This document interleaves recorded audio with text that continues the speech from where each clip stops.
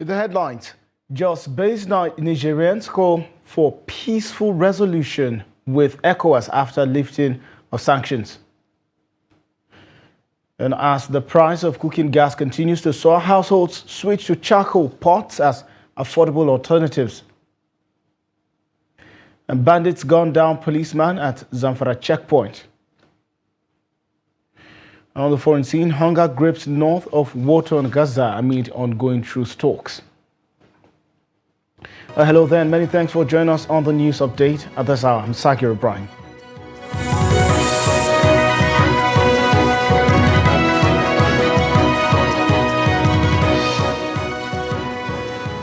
Thanks for joining us once again, and now the news in full. Nigerian residents across various parts of Plateau State are appealing to Nigeria and Niger to resolve their differences and facilitate their country's return to the economic community of West African states.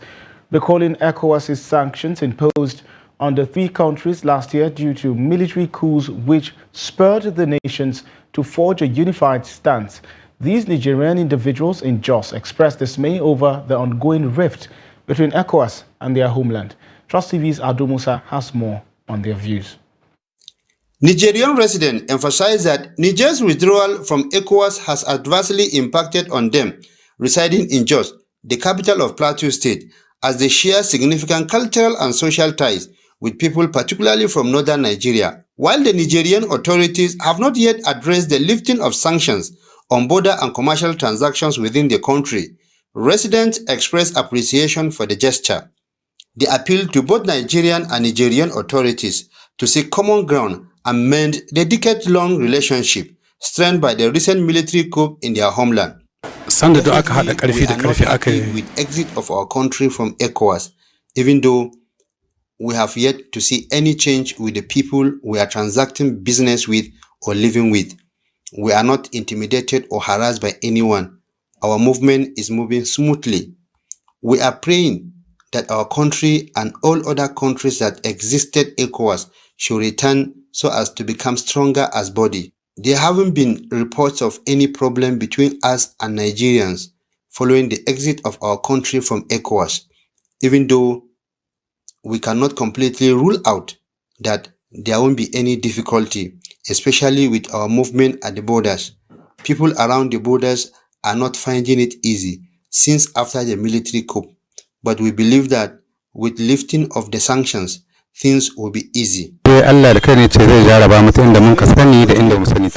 country to exit ECOWAS because we have been together for many years and our relationship has been cordial. So this is a welcome development. We hope that Nigeria and Niger will settle their differences in the nearest future. The recent lifting of sanctions on Niger, Mali, and Burkina Faso, particularly those concerning borders and commerce, is expected to facilitate smoother transactions between residents of both countries and help facilitate further negotiations between the military leadership and ECOWAS.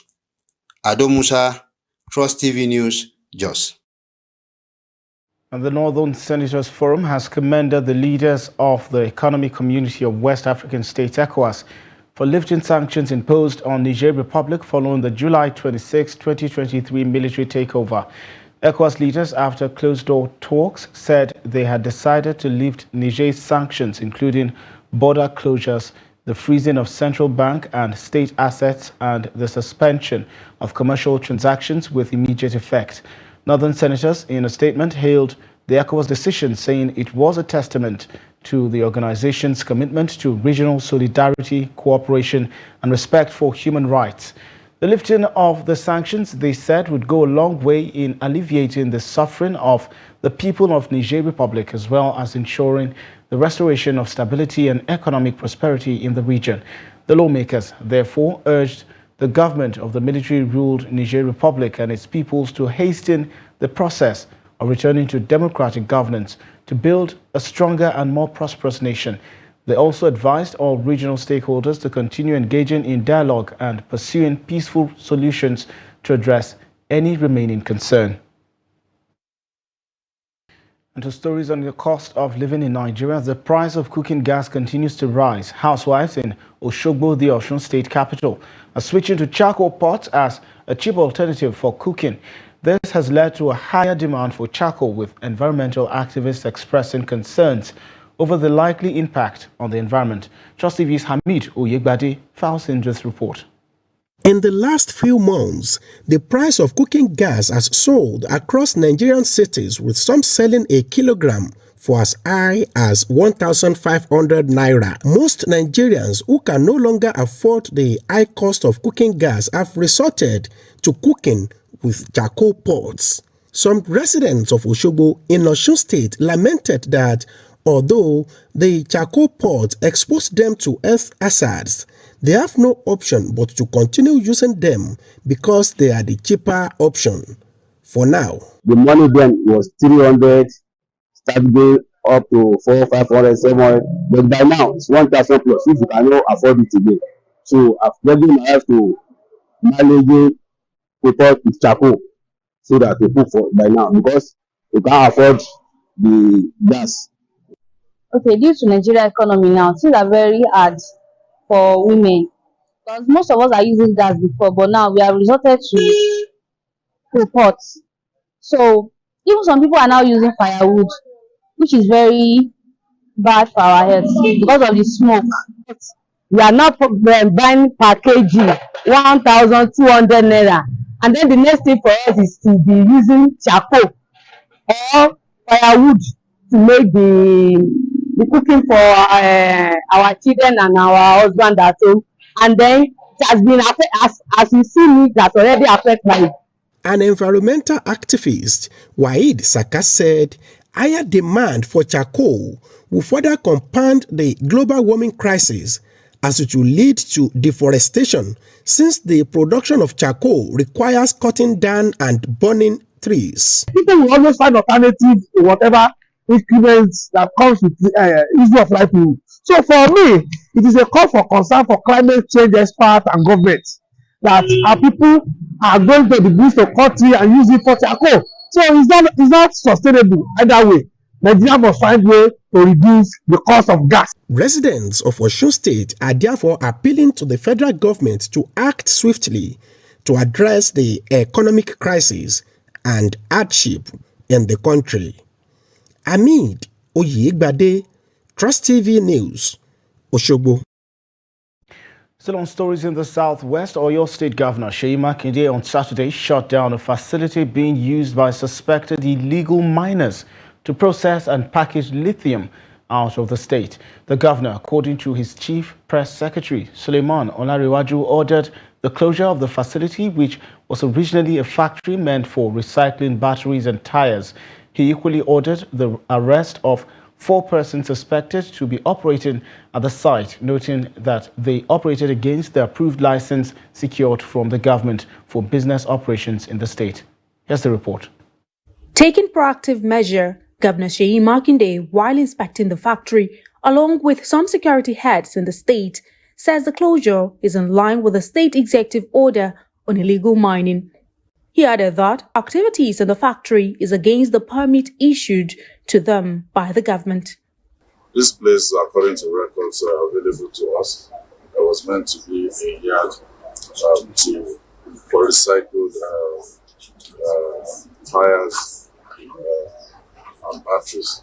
But coming in here, you can see that the operation, there's no single battery or a single tire here. So they are mining, they are crushing lithium here.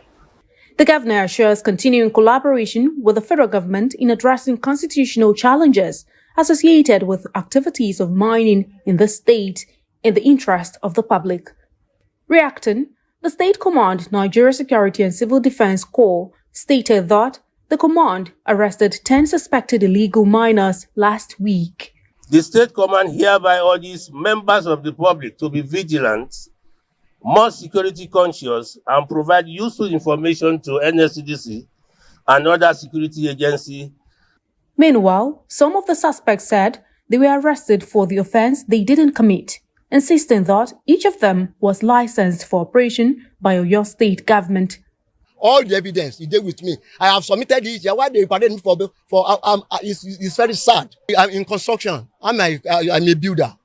So the money that if I get money on construction, I will use money. I will find money on mining. It's very sad to be telling me that I'm doing illegal mining. I'm not illegal mining. The state government called for collaboration with stakeholders and the general public to reduce illegal mining in the state.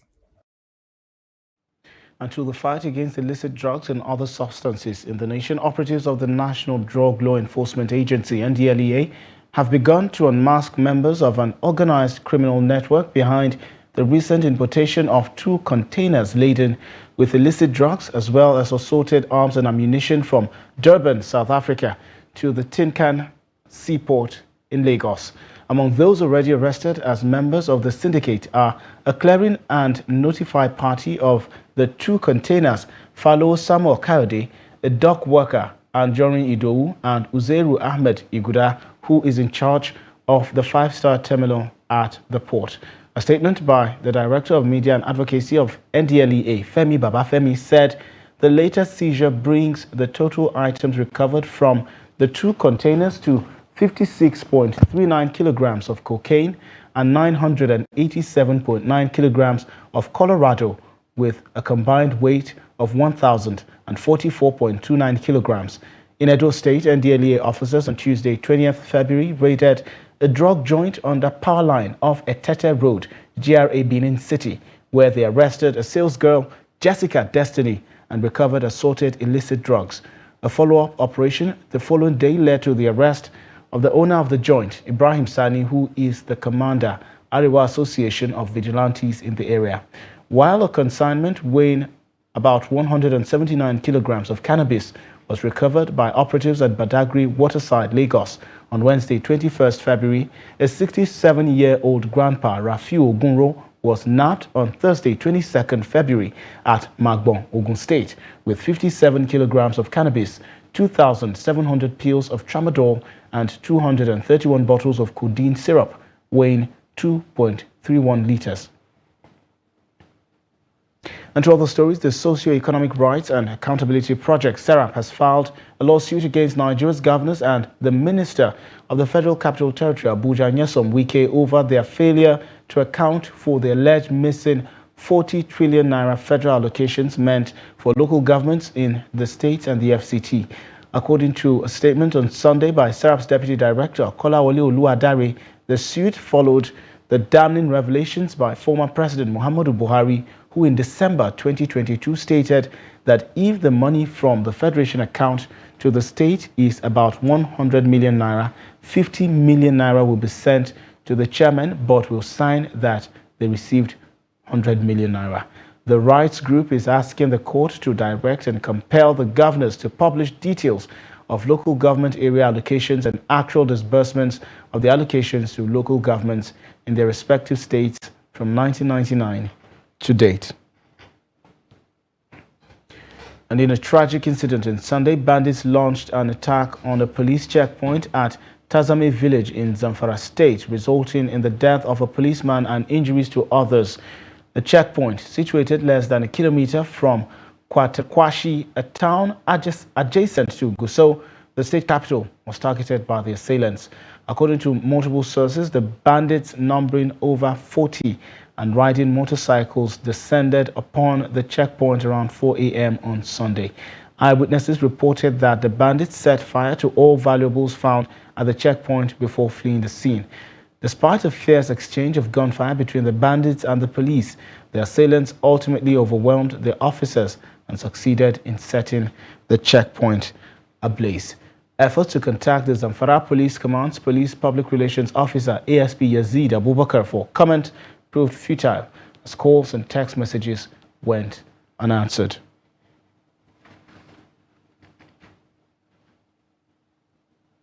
You're watching the news update on Trust TV. Coming up shortly, we'll tell you the story of Abubakar Yusuf, who is defying stereotypes as a physically challenged person. This and, of course, other news stories after the break. Join us again. Thanks for staying with the news update on Trust TV. Now, recap of the headlines again. Just-based Nigerians call for peaceful resolution with ECOWAS after lifting of sanctions.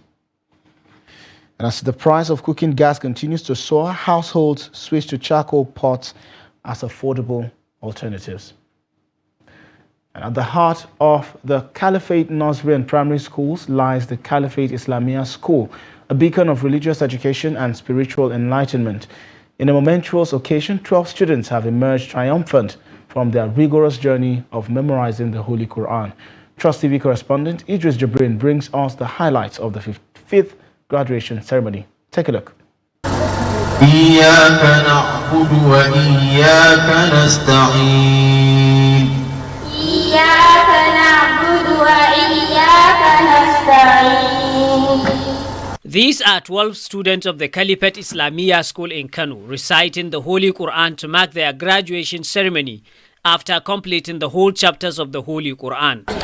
I'm so happy because I've spent almost all my childhood just to achieve this, and Alhamdulillah I have get it. MashaAllah, I'm so happy. I'm so happy today that I cannot express my joy.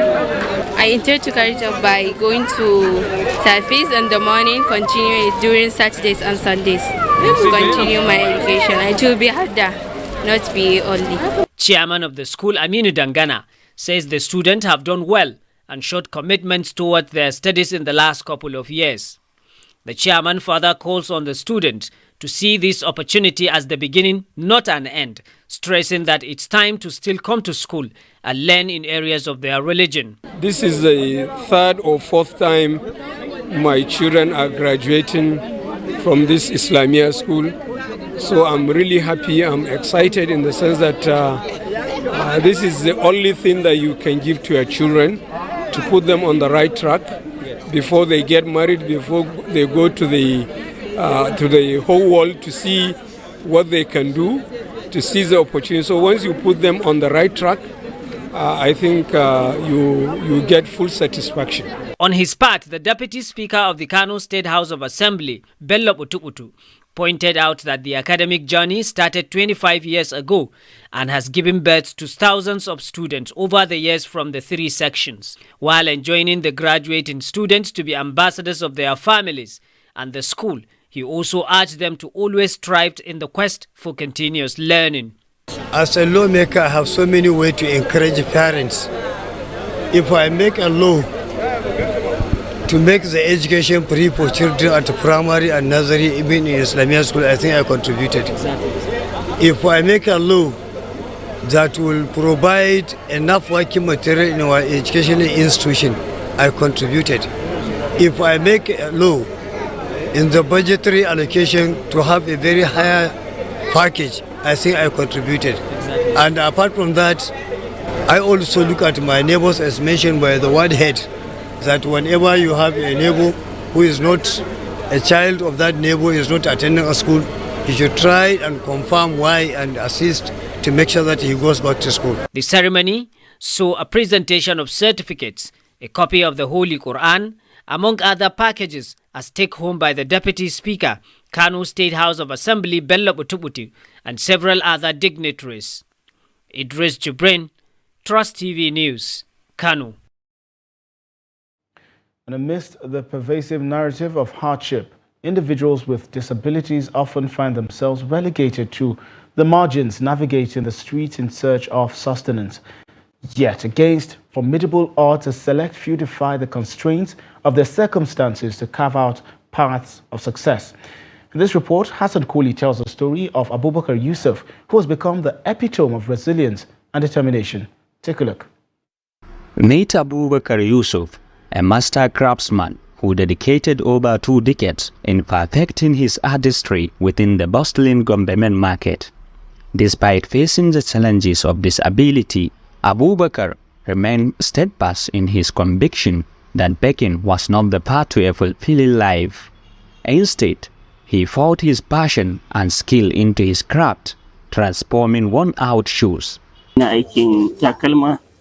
I have been crafting shoes and balls for at least 22 years now. During this period, I got married, shouldered the responsibility of raising my children, and I gained everything from this craft.